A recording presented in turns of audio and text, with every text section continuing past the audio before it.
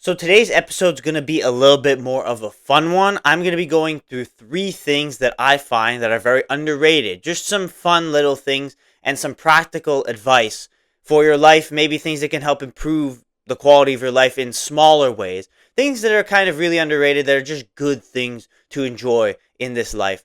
So I'm going to be going through it. So I got these three things. It was just something I came up with this morning. So I'm just going to share it because it was a fun thing. It was a fun idea, fun concept. So I hope you enjoy it. If you do, let me know by liking the video, by subscribing on YouTube, by following the show on Spotify. Not a lot of people know that I make these episodes on Spotify as well. And if it's easier for you to watch it over there, I would encourage that you go give it a follow there as well. I leave it in the link of the description on the YouTube side, Spotify. I'm trying to grow that side of the show as well. So I would appreciate it if you did go check it out on Spotify as well. But yes, let's get right into it. I'm going to be talking about three underrated things today. So the first really underrated thing is late night gym workouts. So I'm talking like, you're getting maybe past 9 p.m., 10 p.m. It's super good. It's honestly like a vibe. Like you can go to the gym like in the early afternoon and it'll be like, it's like the dead zone, right? It's like if you're in like a gym culture, that's what it's commonly called. It's the dead zone where it's like there's not really many people there. So that's why it's a good time because you always have the machine. It'll be calm. It'll be chill. But like, yeah, at times it would be dead. Like sometimes I'd be there and there'd literally be like nobody there. Like it would be literally like I'd be on the floor, like maybe like a floor with like a bunch of different sides to it, and there'd be like three people there in like a place where during peak hours, like five, like evening time, or even in the morning time, we'll have like 30 people in there, 40 people in there, maybe more, right? So but when you go at the night, it's just a little bit. It's a bit of a different vibe. I know, like for me, I'm the type of person I want to be in bed early. But a couple days ago, I decided I gotta go to the gym. Right, I watched the Blue Jays game on the Canada Day game where they actually did well. They won, thankfully. And then after that, I was like, you know what? I hadn't done a gym workout yet, so I gotta go do it. So I went home. I ate. I kind of fueled up a little bit, and then I went. I kind of got there around like 9:30, and it was chill. It was a great workout. I had a great workout and it was fun. Like it was already super dark outside. Like makes you feel a little bit mysterious, let's say. But honestly, it's just a chill vibe because there's not a lot of people there. But like it's not so completely dead, like in the dead zone. Like there's still like the few grinders, the few guys that are there late at night as well. So you'll probably always have a machine, but it will not be completely dead. It will still be a solid vibe. And then like you go out, you're in the night. It just feels there's some eeriness feeling to it that makes you feel good, and especially if it's one of those things where you literally had like a jam-packed day, you couldn't really go earlier in the day, you couldn't really go in the afternoon. It's definitely better. Like say you work the whole day and you can't go at those times, right? To go right after work in the evening, it's cramped, right? It's packed. It's kind of like it's kind of a little bit annoying at times, right? I've had that moment in my life when I was still in school. I'd be getting home and I'd go straight to the gym and I'd be at the gym 5:30, 6 o'clock. It'd be freaking packed and you wouldn't get the machines you wanted. You'd have to wait longer times, and it was just wasn't the greatest, right? It wasn't the greatest experience. So it's like you then are like, okay, yes, if it's super packed at that time, just wait a couple hours, go super later, much later in the night, and you can still manage to make it work. If you're showing up 9:30, you're chilling, right? You'll get home, it'll be dark outside. Yes, if you need to sleep because you have to wake up early in the morning, you get home and you go straight to bed basically. Maybe have a snack, like, post workout meal type of thing. Maybe not something so heavy, and then you go to sleep and then you'll be okay. Like if you're going to the gym, I think that's honestly like the ideal time to go to the gym is that late at night. Like like when I'm able to, I'll go in like the afternoon, like the dead zone time, because that's probably the best time for me. But for people that work, for people that go to school, for people that have stuff to do during their days, like that much stuff to do, and you can't really have that time to go, whether it's earlier in the morning or if it be during that dead zone time. That dead zone time maybe between like 2 o'clock and 4 o'clock in the afternoon. If you can't go at those times, you probably should not be going at like the 6 o'clock peak hours. You should just wait a couple hours and then go later at the night. I don't know. There's something eerie, mysterious about it that makes it fun, that makes it cool. And of course, the fact that it's not as packed is always a great benefit, a great plus as well. So that's the first underrated thing that I have is late night gym workouts. It's just cool. Like you have that pump and like I don't know what it is. It probably has to do with your body's cycles. Like if you do a gym workout in the morning, you feel good. Obviously, no matter what, you'll feel good after exercising. But I feel like that feeling is just a little bit heightened in the night. I don't know what it is. I don't know like if it has to do with like the human brain, hormonal movements, whatever. You feel so much better after workout in the night versus like in the morning, right? In the morning, usually you wake up, you're a little bit tired, groggy, and you do the workout, and then the workout kind of wakes you up a little bit. I've done that plenty times in my life. But you're still kind of tired throughout the day. Like at least for me, like my eyes would be still a little bit baggy. I'd still have to like kind of scratch, rub my eyes a little bit, kind of wake myself up a little bit throughout the day. Even after the workouts woke me up a little bit more, especially if it's like a super like a 5 a.m. or a 6 a.m. type of thing, even like an 8 a.m. type of thing, depending on the time you went to bed the night before, can be like that.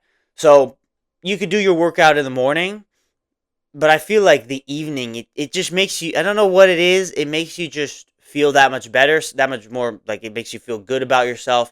You know, you're out there, you're working out. All those good hormones that get released when you work out, when you do physical exercise, it feels a lot better in the night. Like I've trained a lot of soccer throughout my life in football.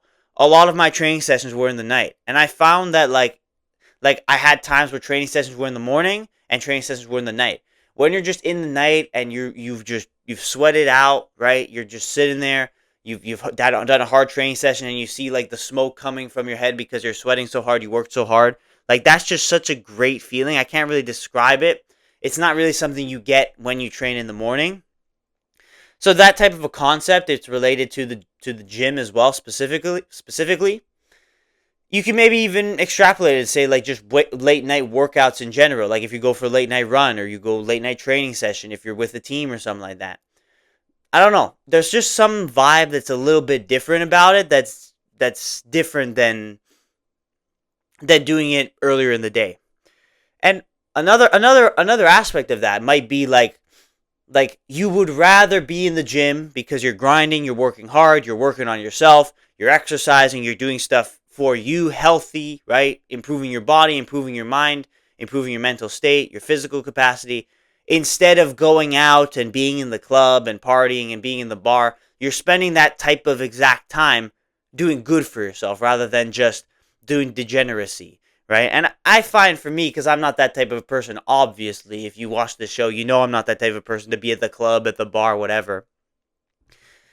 That like so maybe it's like it kind of makes you feel a little bit more like it makes you feel better about yourself. That's like you're spending this time and you're doing something useful with it. You're doing something that's actually positively moving you in a better direction in life rather than something that's just kind of mindless entertainment, let's say. For me, that also helps. So it's like many different reasons why a late night gym workout is interesting, it's different, and it's underrated. That's the point of the episode. It's underrated. The second thing that is underrated, goldfish crackers. So so this is the explanation behind it, right? You could say, what the hell, goldfish crackers? Especially if you're not watching from Canada, I don't think they have it in America. Basically, any type of like a snacking thing, right? So like if it's like a cracker, maybe like Cheez-Its, Ritz crackers, not Ritz crackers, but like the Ritz bites, the goldfish crackers, and I'm sure there are different types of crackers. Like in Europe, it was a different thing. It wasn't exactly that. Obviously it was different stuff, of course, because different market. But in America, in comparison to Canada, it's probably also a little bit different as well. This is for the person who snacks on things that are very bad for them, right? So chips, right? My family has a chronic issue with they eat so many chips, man. And if you look at the nutrition facts on a bag of chips, like for one serving, which is like 20 chips, it's not even that much, right? You're going to crush like at least 3 servings in a serving of chips, right? You're throwing like 10 plus 15 grams of saturated fat into your body and an extra 400 plus of empty calories into your body just in like 10 minutes, right? Chips are very, very bad for you. That's why I've not eaten chips at all in the last 5 plus years. Chips are horrible for you. They may be one of like the top foods that you just shouldn't be eating that really contributes to a lot of people's weights and a lot of people's bad diet, poor eating habits, lack of health is just eating crap like that. And it's the snacking, right? The snacking It's like you don't really need to eat that many snacks, right? But it's like that craving to eat. A lot of people fall into that, and that's why a lot of people maybe have problems, right, with their weight, have problems with their, I guess, even their energy levels, because that stuff, like when you're eating that stuff, it does not help you. It literally is like that comfort food, that just crappy junk garbage, right?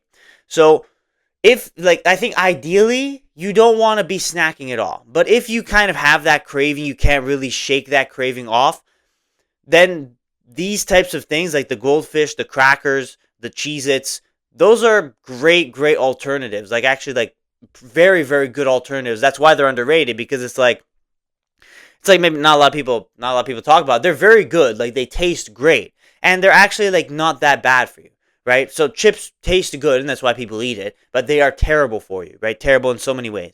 But like the cracker type of things, they're nowhere near as bad for you. Like, you look at the difference. It's like maybe half the calorie amount per serving, and way less saturated fat per serving, right? Like, and maybe a little about as much sodium, maybe a little bit less sodium, but like you're gonna be per serving having like 1.5 grams of saturated fat versus like 3 to 5 grams, and that's a big difference, right? And like for like it stacks up, right? If you eat 2 servings or 3 servings of either, or 2 servings of chips, let's say, is maybe closer to 10 grams of saturated fat, whereas maybe like maybe 350, 400 calories, let's say, and depending on the thing you're eating, of course. But 2 servings of goldfish crackers is probably, it's less, obviously, like in terms of like amount, like weight of food, but it's still more than enough for a snack. Absolutely. It's maybe like 300 calories and 3 grams of saturated fat, and that's a big difference. It's a big difference, right? 300 versus 400, 3 grams versus like 7 grams, 8 grams. It's a huge difference. So ideally you want to stop snacking in general. You want to stop reaching for things that you don't really need to eat. You don't want those empty calories if you're trying to lose weight, if you're trying to improve your eating habits, if you're trying to get healthier. But like, if you can't really solve that craving, or maybe like a stepping stone to resolving that craving is, instead of just eating all this garbage crap nonsense, you can maybe lower the load, lower the intensity on your body by replacing chips with these cracker type of things, like the goldfish or the Cheez-Its or the Ritz bites, I'm sure there are other alternatives, other things, because those things, they taste great. Like, they are honestly amazing, and honestly they're probably like better tasting than chips. But like, I guess there are types of chips that people are just absolutely just chronically addicted to, and it's unfortunate because it's one of the biggest things that contributes to people's bad eating habits. That, and like probably combined with fast food, right? So to handle the snacking issues, like to not be able to reach for those chips and those snacks, ideally you would want to not even like snack at all, right? But if you can't, a great way to kind of improve your habits is to slowly, don't just like remove it right away, right? Because it's going to be hard for you. You're going to have withdrawals, right? Because it is functioning as an addiction, this behavioral addiction. You're going to have the craving, and you're going to kind of be sitting there like just sitting hungry when you're not really hungry. It's just a psychological thing. So you can use that as like a stepping stone, right? So if you're the type of person that eats a lot of snacks, you know it's bad for you, and if you don't know it's bad for you, I'm telling you, hey, it's bad for you. You should definitely stop, right? First things first is, it's about what you have in the house. It's what you buy at the store, right? So if you don't have chips in the house, that will help you slowly develop the better eating habits. But obviously you'll always have that craving. So maybe to slowly remove yourself from it, you replace chips with these types of crackers alternatives, and they're amazing, man. They taste great, and they're not that bad for you. Like, I'd say they're not even the most healthy thing, but they're not something that's going to be detrimental in the similar way that chips will be detrimental, or other types of snacks. I'm sure there's other things that are just as bad, will be like how bad they will be for you. So it can be a way that you use that snack. You can eat less because the portion sizes are just smaller for those crackers versus the chips, right? You'll have like a huge ass chip bowl versus like a tinier bowl for the crackers. It's a big difference. And then if you slowly improve that kind of habit pathway, you can maybe slowly then get to the point where you don't eat any snacks at all. Or if you want to enjoy your fishies, you want to enjoy your goldfish, you want to enjoy your Cheez-Its, whatever, they're very good. They're very good. Like, they taste amazing, and they're nowhere near as bad for you as that other stuff. So that's why they're super underrated, because I don't know, you say goldfish crackers, it's like, especially in Canada, like, you might even think that that's more of like a kid's thing. Like, oh, kids will eat those things, right? It's like, that's not really anything that I'd want to eat. But honestly, they taste amazing. They're great. You shouldn't don't first of all, maybe like final disclaimer about this thing. Don't go for like the flavors. Don't go for like the crazy, like the pizza or like the salt and vinegar stuff. That adds too much sodium to it, where then actually the sodium levels are kind of similar to normal chips. Stick with the standard ones. Stick with the original. Like, they still taste absolutely amazing. Maybe at most you have like extra cheese, like the extra cheese ones. That's fine. But like, once you're experimenting with all of these other like artificial flavors, which if you go to a grocery store, you'll have all sorts of colors and things to choose from. Just stick with the basic. Don't go too extravagant, because then as you start to get more extravagant, it starts to maybe get a little bit worse. Not from the saturated fat or calorie perspective, but really from the sodium perspective, which your body should only be able to take in so much sodium, which is salt. And a big problem with the chips as well, not just the saturated fat, the empty calories, is the fact that there is just so much salt in there. So that's maybe a last disclaimer. Like, don't experiment too much with the flavors. Just focus on original. And just the original flavors of these things taste amazing. They already taste super good. So that's something that I love, taste wise and just beneficiary wise, in comparison to these other very bad snacks. So that's why it's super underrated, because you don't really talk about it. You're not gonna go grab the fishies. You could go to Costco and you buy a whole box of those things. That can last you a few weeks, right? And that's way better stuff to have in the house than bags and bags of chips and nonsense and whatever it is, like Cheetos, Doritos, Takis, Lay's, different flavors, Tostitos. Like those are all just bad stuff. Like, it is just terrible for you, and you should absolutely not even deal with that at all, right? But if you're the type of person that snacks, it's gonna be harder to just remove yourself fully from it, right? So that's why these cracker alternative things are very, very good. So that's why they're super underrated. The final thing that is very underrated are showers in the dark. So I've had to go through this thing where in my bathroom they have a vent, which is very stupid. When the light is on, it's a vent. There's a vent there, so you get out of the shower, you're freezing cold because it's just air pumping in. I don't know who designed that. I don't know why that is there. I've never really been in a bathroom ever in my life where there's a vent that's pumping out cold air if the lights are on. It's just because, like, in Portugal, obviously that was never the case, and when I was living out there, and when I was here in Canada before, like, we had our old bathroom, but our bathroom went through like a renovation type of thing. So now I'm basically kind of forced to take showers in the dark, because if you take it in the light, you get out of the shower. Like, if the light's on, you get out of the shower, you're freezing cold because it's pumping out cold air, right? And that's not a good feeling. So I've actually realized that actually, like, showers in the dark are cool, like, because you know that to prepare to go to bed, right? If you're preparing to go, I'm the type of guy that takes late night showers. I don't really take morning showers. Like, that's a personal preference. But if you take late night showers specifically, that helps you when it comes to preparing to go to bed, to go to sleep. You know, like, if you're out here, you're online, you're watching podcasts, you know that the best way, the most optimal way to have a good night of sleep is you're in a dark, quiet room for at least maybe half hour or even an hour before you go to bed, right? No devices, no screens, dark, quiet room. So if you're taking a shower in the dark, that contributes to it, right? You don't just have to sit in your room before you go to bed for an hour before you fall asleep, right? No. You can take a shower, you can brush your teeth, you can be in the bathroom, you have maybe a little night light in there that also helps. You don't want complete, pure, utter, like, just blackness. No, if you maybe have a night light, just a little dim light in the room, in the bathroom, while you're taking a shower, I think that's good. It's cool vibes, it's chill, and you're really just kind of lowering the is it cortisol? Is it cortisol, testosterone, whatever thing you're lowering something. You're lowering something. You're de-stressing yourself, and and you're kind of getting yourself into that mood to go to sleep, right? And I find that's like that actually helps me feel more tired. And when I'm in bed, like especially the last couple weeks, like my head would hit the pillow and I'd be asleep pretty much right away, right? Because I've just been I just take a shower in the dark and make sure that it's dark. I'm brushing my teeth, it's in the dark, and then I come to my room, it's still in the dark. I say my prayer before I go to bed. It's all in the dark, and then I go to bed and I'm pretty much asleep right away. So to have a good night of sleep and to fall asleep quickly, it is to be in a dark, quiet room, ideally with colder temperatures.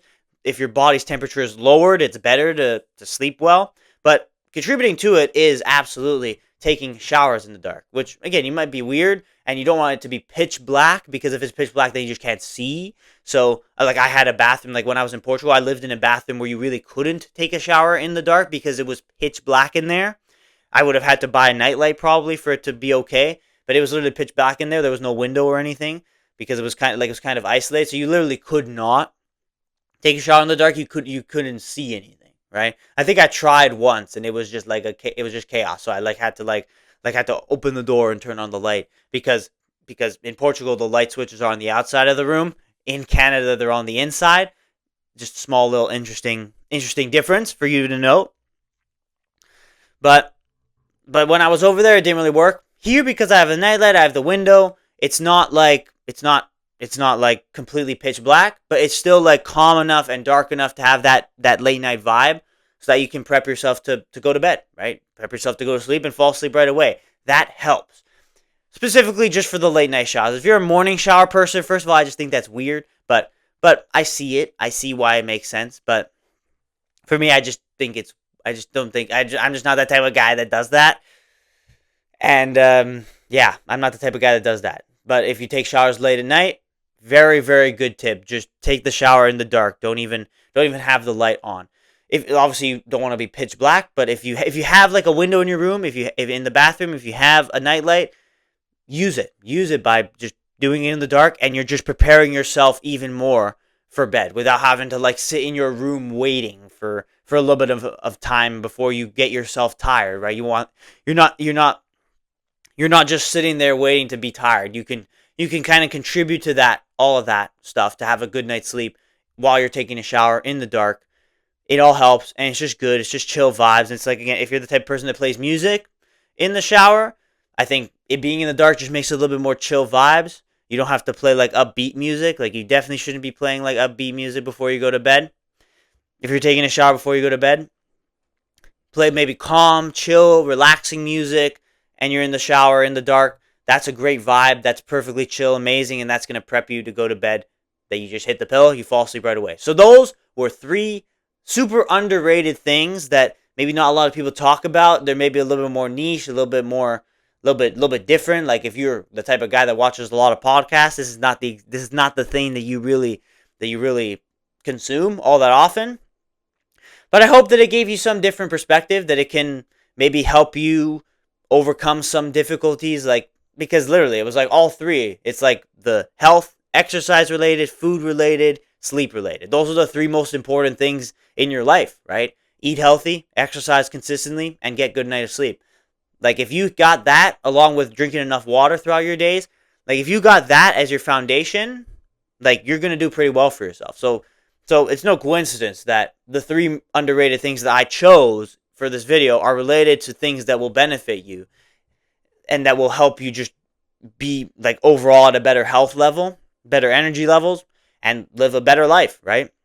So that's the idea, and that is the whole point of this episode. 3 underrated things, 3 things that if you were to make that change, it would definitely be better for you, and it's not something a lot of people talk about. So I hope you enjoy it. I hope you enjoyed this episode. I hope you maybe make at least one of these changes, right? Or I hope you at least try it so that you can see that it actually is a really good thing. For the gym one, it's just good vibes. For the food, it's beneficial for you. And for the late night shower, it helps you sleep better. So go and do it. Go and do it. I encourage you to go and do it. And yeah, let me know what your underrated thing in this life is. It can be as niche and as dumb and as small and perhaps insignificant as possible, but let me know in the comments what your not insignificant thing, but it can be insignificant but just underrated. It can be like just like the dumbest thing. Let me know in the comments what your underrated thing in life is. And I hope you enjoyed this episode of me talking about the underrated things that I'm thinking about currently in my life. So thank you for watching this episode of the 365 podcast. That's it for today. I hope you come back tomorrow and watch the next one that I got. Obviously, I'm continuing to upload an episode every day for a whole year. Please show your support in any way that you can. Leave a like on the video. Subscribe on YouTube. Follow on Spotify, as I've said in the beginning. I, of course, sign off in the way I always do in this episode, in this series, in this show. Continue to glorify God every day throughout your life. And as always, I'll see you tomorrow for the next one.